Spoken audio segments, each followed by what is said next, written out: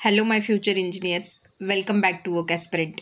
आणि woke aspirant या चॅनलवरती आपण सध्या जे महाराष्ट्रातले इंजिनिअरिंगचे गव्हर्नमेंट कॉलेज आहे त्याबद्दल एक सिरीज चालवलेली. त्यामध्ये आपण COEP-बद्दल जो फर्स्ट व्हिडिओ घेतला होता त्यामधून अनेक स्टुडंटला जे ती हेल्प मिळाली आणि बऱ्याच मुलांनी जो तो व्हिडिओ बघितला आहे. तर तुम्हालाही COEP-बद्दल कट ऑफ किंवा फी स्ट्रक्चर, फॅसिलिटीज, हॉस्टेलसारख्या काय काय असतील ते जाणून घ्यायचं असेल तर तो व्हिडिओ बघा. त्यानंतर आपण बघितलं होतं की COEPचं कट ऑफ जे ते कुठल्याच ब्रांचसाठी 92च्या खाली आलेलं नव्हतं.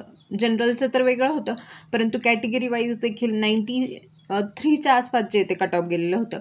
त्यामुळे आपण सेकंड व्हिडिओमध्ये जे ते अशा गव्हर्नमेंट कॉलेजची सिरीज स्टार्ट केली ज्याच्यामध्ये तुम्हाला 90च्या खाली म्हणजे 80% जरी असतील तरी पण तुमचं ॲडमिशन जे आहे ते होऊ शकतं किंवा तुम्ही त्या कॉलेजेसचा विचार करू शकतात.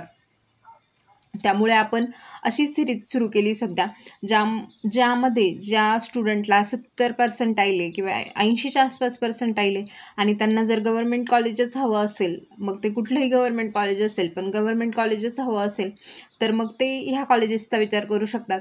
त्यामध्ये आपण फर्स्ट जो घेतलं होतं की तुम्हाला 70 ते 80% मधला, तर आपला तो पहिला व्हिडिओ होता यवतमाळचा, गव्हर्नमेंट इंजिनिअरिंग कॉलेज यवतमाळचा. तिथे तुम्ही ओपन कॅटेगरीमध्ये 85च्या आसपास पर्सेंटाईल असतील तरी पण तुम्हाला ॲडमिशन मिळू शकतं. आणि जर तुम्ही कास्टमध्ये असतील मग तर 70% इव्हन कुठल्या तरी ब्रांचचं तर 65% गेलेलं आहे. आणि त्यांचं लास्ट कट ऑफ जे ST कास्टसाठीचं 57% जे ते गेलेलं आहे.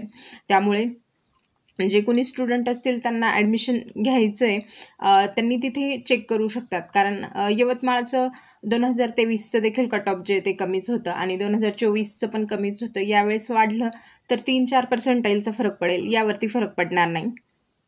तर आज या सिरीजचा आपला जो आहे तो थर्ड व्हिडिओ आहे आणि आज आपण बोलणार आहे गव्हर्नमेंट इंजिनिअरिंग कॉलेज अमरावतीबद्दल.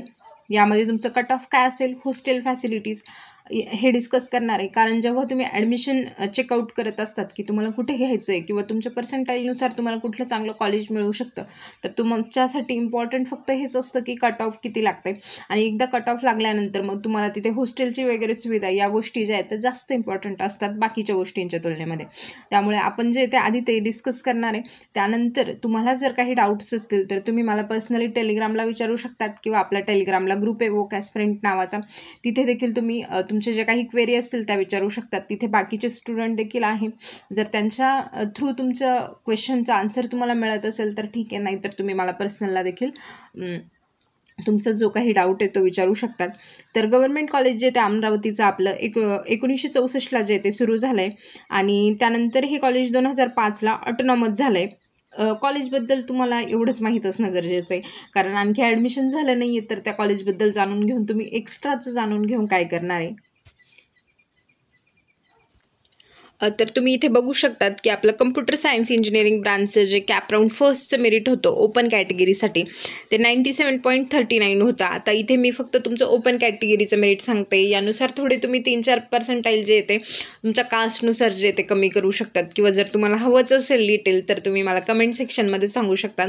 तर त्यावरती एक, कारण सगळ्या कॅटेगरीचा डिस्कस करायचा म्हणजे व्हिडिओ थोडा लेंदी होईल आणि लेंदी व्हिडिओ बघायला तुम्हालाही कंटाळा येतो. त्यामुळं मी फक्त इथे ओपन कॅटेगरीचा जे ते सांगते.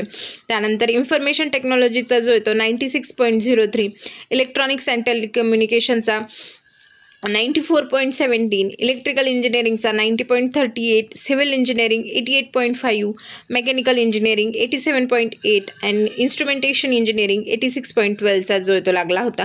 तर तुम्ही इथे बघू शकतात फक्त सिव्हिलचा जो आहे तो थोडासा कमी आहे, 88 सिव्हिलचा नाही, मेकॅनिकल इंजिनिअरिंगचा. आणि त्यानंतर इन्स्ट्रूचा पण कमीच आहे बऱ्यापैकी म्हणजे कम्प्युटर सायन्सच्या तुलनेमध्ये.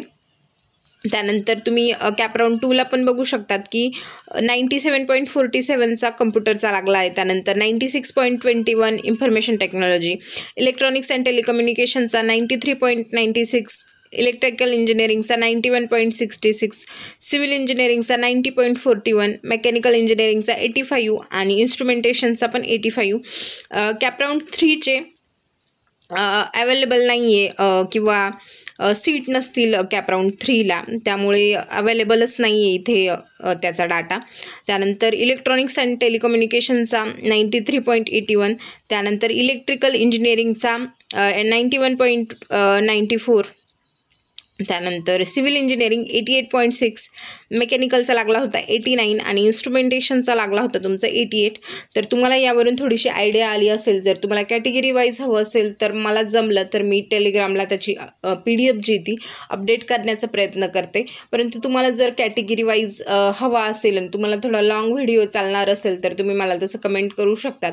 मग नेक्स्ट टाईमपासून आपण जे आपली कुठली नेक्स्ट व्हिडिओ येईल त्यामध्ये आपण कॅटेगरी वाईज सगळे व्हिडिओ थोडा लेंदी झाला तरी चालेल, परंतु सगळ्या कॅटेगरी वाईज जो आहे तो डिस्कस करण्याचा प्रयत्न करू. कट ऑफ यावरून तुम्हाला आयडिया आली असेल की तुम्हाला किती पर्सेंटाईल आहे आणि तुम्ही कसं यामध्ये जे ते ॲडमिशनसाठी ट्राय करू शकतात. इथे ओपनचं म्हणजे कम्प्युटरचं सोडला तर ओपनसाठी देखील इन्स्ट्रो झालं, मेकॅनिकल झालं, ठीक आहे 86 किंवा 87 पर्सेंटाईलपर्यंत जातं आहे. त्यामुळे ज्यांना कुणाला थोडे 90च्या आसपास पर्सेंटाईल आहे ओपनमध्ये तर त्यांनी हे कॉलेज जे ते बाकीच्या अदर ब्रांचसाठी ट्राय करू शकतात. कम्प्युटरसाठी तर नाही, कारण कम्प्युटरसाठी ऑलरेडी खूप हाय गेलेलं आहे यांचं मेरिट. कम्प्युटर असेल किंवा IT असेल, सध्या कम्प्युटर असेल, त्यानंतर IT, त्यानंतर AIDS ह्या ब्रांचेसचं कट ऑफ सगळ्याच कॉलेजमध्ये आहे. तुम्ही असं नाही की फक्त याच कॉलेजमध्ये, तुम्ही कुठल्याही कॉलेजमध्ये जा. सध्या CS, IT, AIDS, data science ह्या ज्या ब्रांचेस आहे या सध्या ट्रेंडिंगमध्ये आहे आणि त्यामुळे सगळ्या कॉलेजेसमध्ये यांचं मेरिट जे ते जास्त आहे. आता सध्या तुम्हाला दिसेल की मेकॅनिकल असेल, सिव्हिल असेल यांचं मेरिट जे ते थोडं कमी जातं आहे आणि प्रत्येक वेळेस होतं असं, हे काही पहिल्यांदा नाही आहे. जेव्हा मी इंजिनिअरिंगला ॲडमिशन घेतलं होतं तेव्हा सगळ्यात हायेस्ट कट ऑफ जे ते मेकॅनिकलचं जायचं, त्यानंतर सिव्हिलचं. परंतु आता सध्या जर तुम्ही बघितलं तर मेकॅनिकल आणि सिव्हिलचं कट ऑफ जे ते बऱ्यापैकी कमी आलेलं आहे. सध्या CS वाल्यांचं जास्त ट्रेंडिंग आहे, त्यामुळे सगळे कट ऑफ जे ते सगळ्या कॉलेजेसला जास्तच लागणार आहे आणि इथे या कॉलेजेसला कॅटेगरी वाईज मेरिट जे ते थोडेसे कमी लागतात. तर जे स्टुडंट कॅटेगरीमध्ये असेल त्यांनी एकदा ह्या कॉलेजचे कॅटेगरी वाईज मेरिट जे ते चेक करून बघून घ्या. इन केस तुमचा इथे नंबर लागला तर हॉस्टेल अवेलेबिलिटी इथे 3 जे ते कॉलेजचे बॉईज हॉस्टेल आहे आणि 2 गर्ल्सचे हॉस्टेल आहेत. त्यानंतर तुम्हाला शेअर रूम भेटतात. काही रूममध्ये 2 स्टुडंट असतील, काही रूममध्ये 3 स्टुडंट असतील. त्यानंतर तुम्हाला इथे वायफाय किंवा स्टडीचा सेटअप जो आहे तो तुमचा चेअर टेबल हा एका स्टुडंटसाठीचा जो असेल तो भेटेल. त्यानंतर वायफाय, त्यानंतर हॉस्टेलची फी जी तुमची व्हॅरी करते 150 रुपयापासून 2650पर्यंत पर इयर तुमची ही फी जी ती असू शकते. मेस चार्जेस 1500 ते 2000पर्यंत जे ते असू शकतात.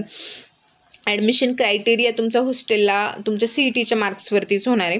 CETच्या मार्क्सवरती शक्यतो हॉस्टेलमध्ये पण ब्रांचेस वाईज सीट जे ते अवेलेबल असतात की मेकॅनिकल ब्रांचचे एवढे स्टुडंट जे ते हॉस्टेलमध्ये एंटर करू शकतात असे CETच्या मार्क्सवरती तुमचं जे ते ॲडमिशन होईल. आणि त्यानंतर हे सोडलं तर तुम्हाला तिथे प्रायव्हेट रूम जरी बघायचं असेल तरी तुमचं 1300 ते 2200 पर मंथपर्यंत तुम्हाला प्रायव्हेट रूम देखील तिथे जे ते अवेलेबल होऊ शकतात. ही इन्फॉर्मेशन मला वाटते जास्त इम्पॉर्टंट होती की तुमचं कट ऑफ किती असेल आणि हॉस्टेलची इन्फॉर्मेशन. या व्यतिरिक्त जर तुम्हाला काही डाऊट असतील तर तुम्ही मला विचारू शकतात आणि थँक्यू.